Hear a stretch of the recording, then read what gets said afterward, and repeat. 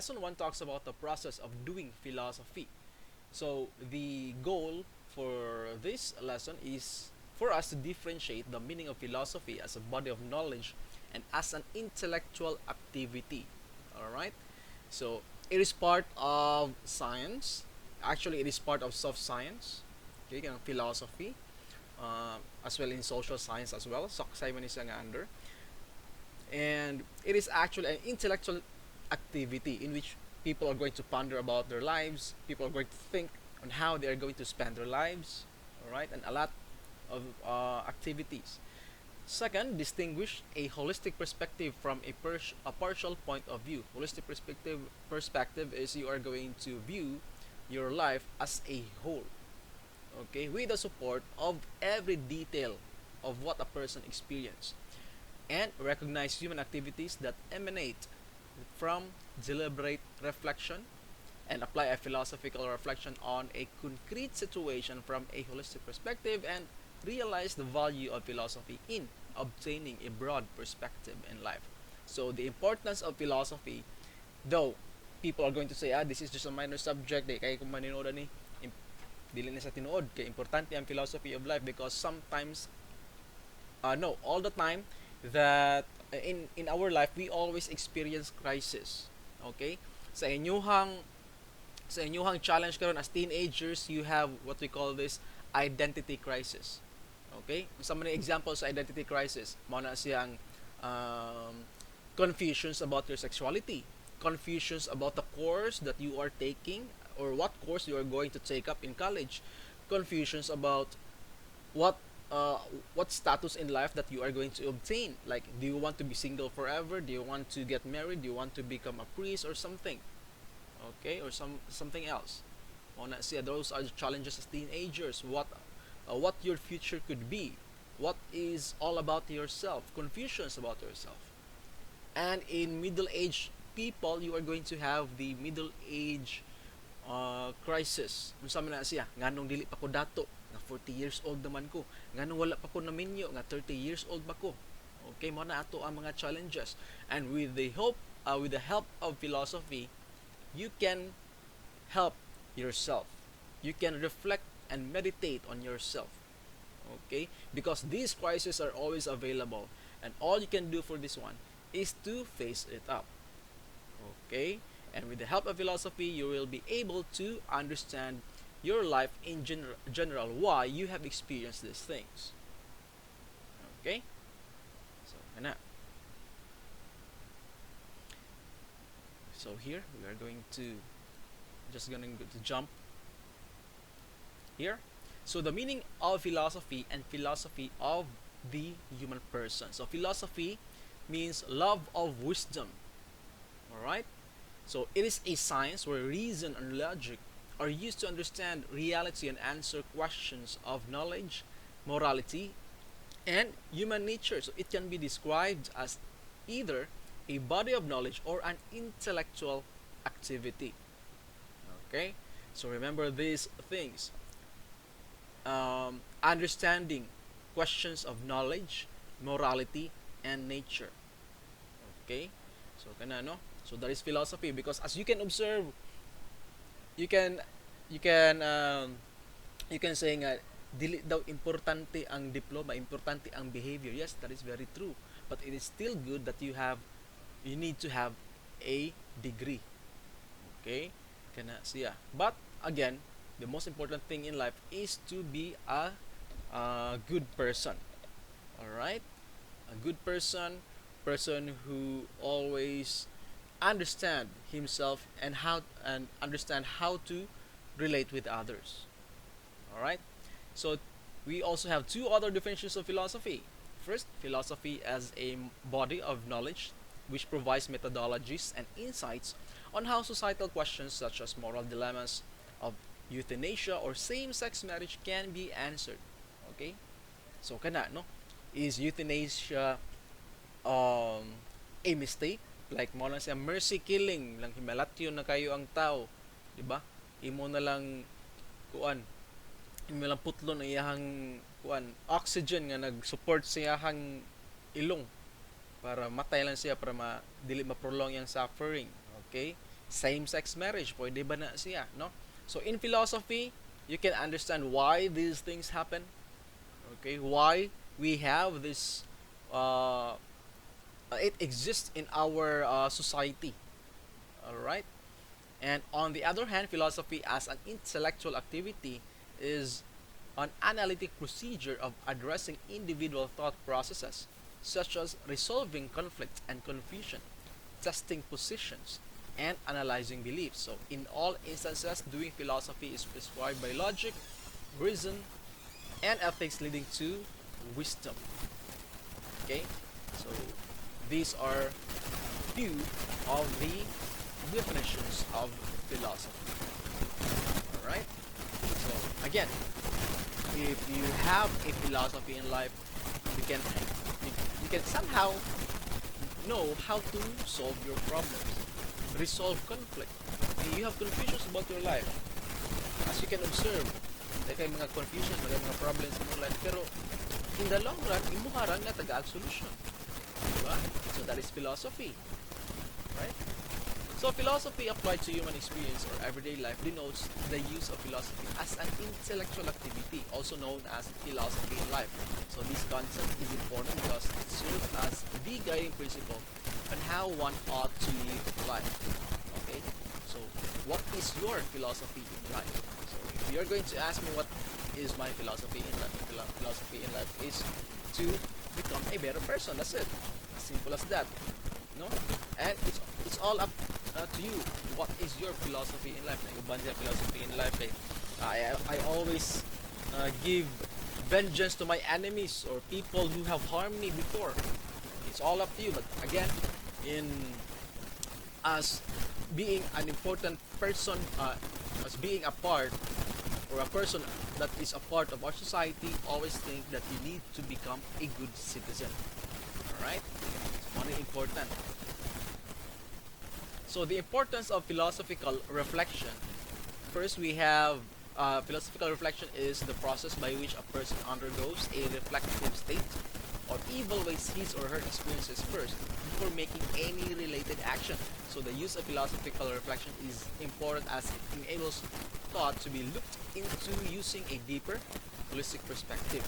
Okay, so the idea for this is before you are going to jump into a decision, you are going to examine yourself. Like, kung sa maging kurso ang kuwaon, mag-nursing dito, mag-engineering, asa man yun ang mas bugat, ana. Kung sa may ako ang padulngan if mukuha kong nursing, kung sa man ako ang who I will become, mukuha kong engineering na kurso. Okay? So, that is philosophical reflection, questioning about yourself before you are going to jump into a concrete decision. Maglinyo ba ko or dili? Ako ba siyang sumton or dili? Panguyaban ba ni nako siya dili? Sa 5 ka bukang gipanguyaban, dunganon ba nako sa 5 o usa-usa lang kada adlaw? And ana, that is philosophical reflection, questioning about yourself. So human activities emanated from deliberate reflection. Emanate means Sir, excuse me, sir. Yes. Kanang sir ni, karat na sa timong tingog, sir.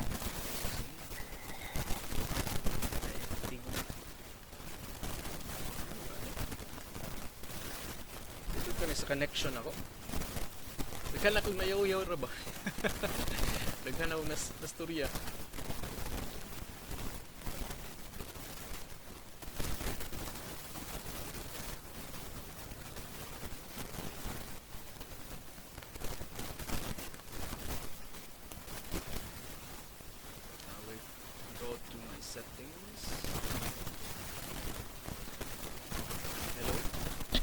Hello.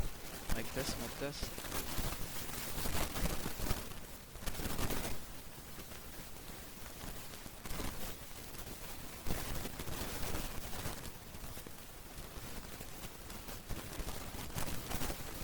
mic.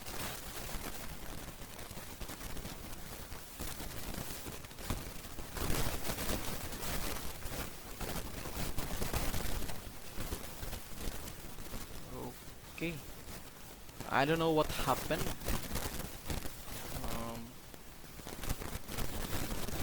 May speaker naman eh.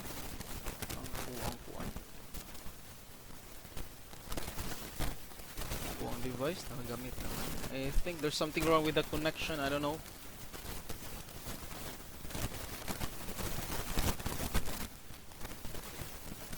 Okay, let's continue. Alright.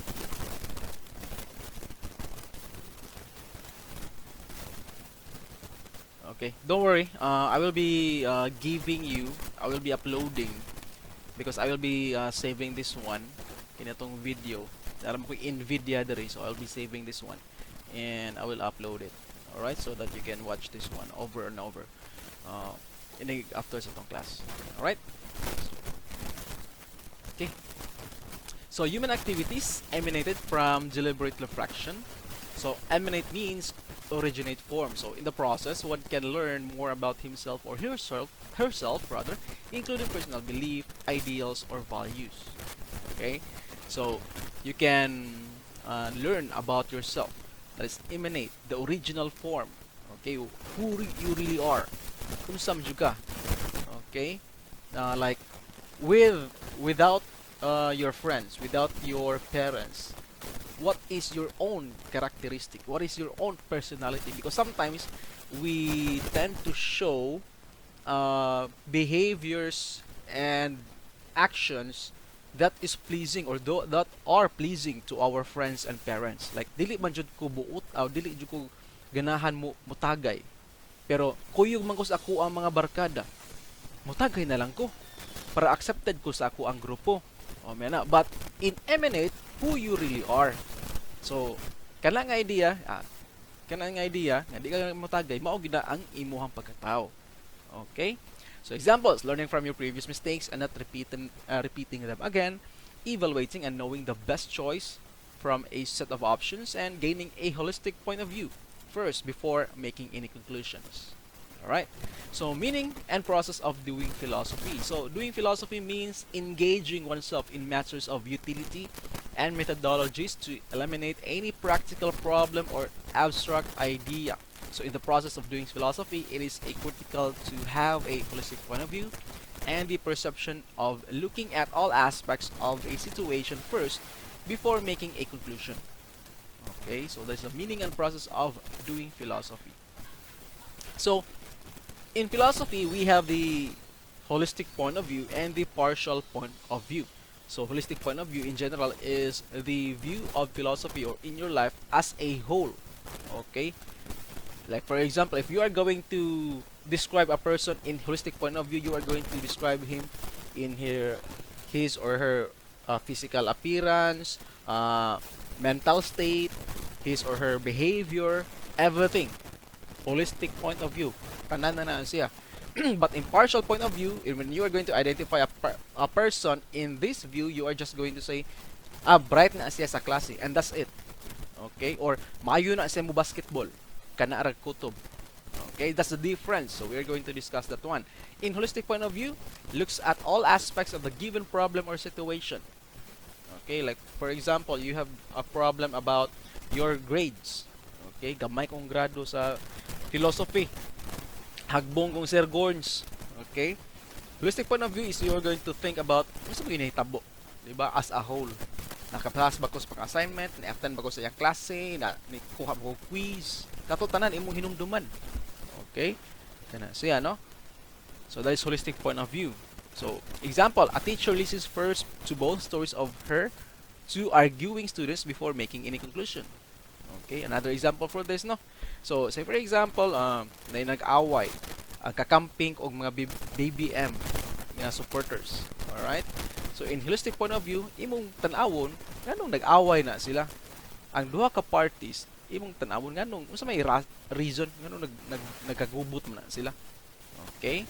So, before you are going to create a conclusion about that one, you are going to examine both parties. Why they have came up with a conflict. Alright? For partial point of view, looks at only a limited number of aspects of the given problem or situation. Example, ikaw bias ka sa usa ka party list. So you are just going to create a decision based on what is pleasing to that party list. Like kuan ka BBM ka nga supporter. So nag-away ang mga BBM supporters ang mga kakamping nga supporter. So ako, since nga BBM supporter ko, example pero di jud ko inana, di sa ko kakamping. So kana siya, you are going to decide on a conclusion that kini mga kakamping ko, agin sila ayo. Mga kuan sila mga na blinded na sila sa mga dilawan nga mga kuan nga mga people, okay? No offense, no offense. That is just an example in my subject. I know that um, you can see this one as an example only, all right? Or the other way around, okay? So, muna siyang partial point of view. So, good thing that in philosophy, it is this subject is teaching us on how to how and when to use holistic point of view. Okay, partial point of view is useful if you are going to have your own experience, your own problems. Okay, like for example, na heartbroken ka karon, di ba? Gibuwagan kasi mo ang uyab. And then when you are going to look at the partial point of view, imong tanawon ang detail asa man jud ko na sayo, di ba? Tumo siguro kay nasakpan ko niya nga na ako lain ka chat. Kato siguro. Alright? So yun ana, no? So again, you know when or how to use. Wait, ha? Yes? Oh, you give me food after my class?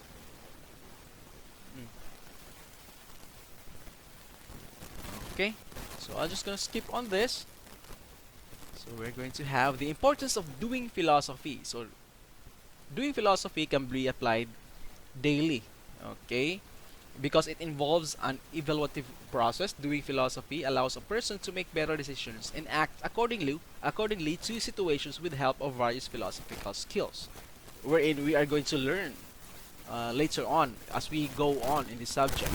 So furthermore, in life perspectives, philosophy enables reflective thinking, which greatly influences a person's view of life, challenges, and relationships. Okay? So, mo na nakanindot sa philosophy.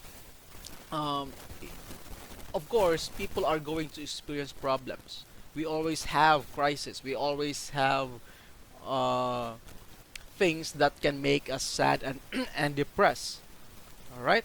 So in philosophy, it sometimes enlighten us why we have experienced this one and how are you going to arrive into conclusion. Okay. So kana no, looking back at your life, giving reflection about yourself makes you somehow or gives you a hint on how you are going to solve your problem.